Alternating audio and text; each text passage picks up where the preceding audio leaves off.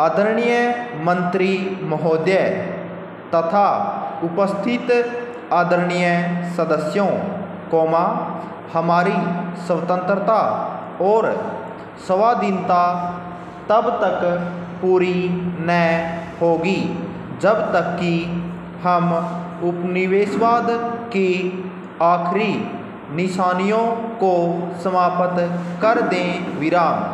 हाल ही में जो घटनाएं घटी हैं, उनसे नई विश्व व्यवस्था के कमज़ोर ढांचे पर एक और छाया पड़ी है। विराम। एक राज्य द्वारा दूसरे राज्य के अंदरूनी मामलों में हस्तक्षेप न करने और तमाम राज्यों की प्रभुसत्ता, प्रादेशिक अखंडता तथा राजनीतिक स्वाधीनता का समादर करने के सिद्धांत शांतिपूर्ण सहजीवन के लिए अत्यंत आवश्यक हैं और सबसे महत्वपूर्ण हैं। विराम। पैरा।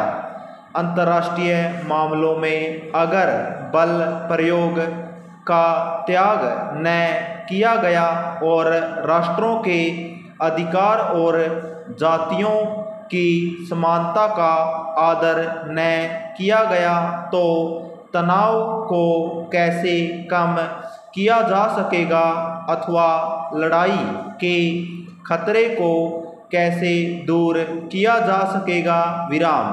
सारा विश्व बुरे चक्कर में फंस गया है। विराम। इसके कारण राज्यों के बीच के संबंध नियमित करने का अच्छा अंतर्राष्ट्रीय तंत्र भी धीरे धीरे शिथिल पड़ता जा रहा है और अंततः समाप्त हो जाने का खतरा है। विराम। अगला पैरा। आजकल एटमी हथियार हिंसा की चरम परिणति हैं। विराम।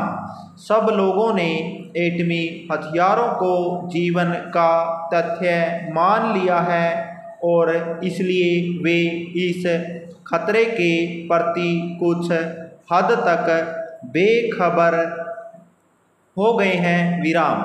संयुक्त राष्ट्र संघ द्वारा कई महत्वपूर्ण प्रस्ताव पास किए गए हैं, लेकिन इसके बावजूद भी विभिन्न देश एटमी लड़ाई के लिए अपनी क्षमता निरंतर बढ़ा रहे हैं। विराम।